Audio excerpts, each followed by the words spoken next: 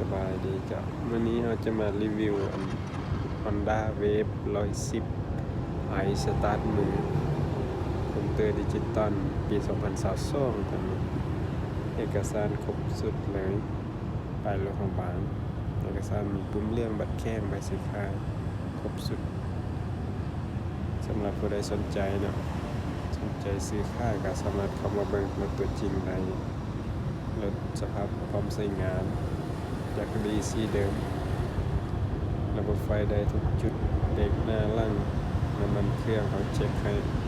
ถือว่าพร้อมใช้งาน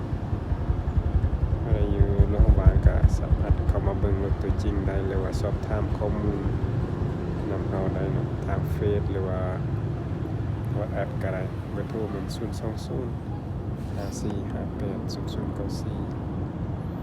0094เข้ามาเบิ่งรถตัวจริงกันได้เด้อรถดีๆงามๆหรือว่าสนใจรุ่นอื่นก็สามารถเข้ามาเบิ่งได้เนาะพอดีเขามีหลายคันให้เลือกมีเวฟ100มีSuper X Scoopy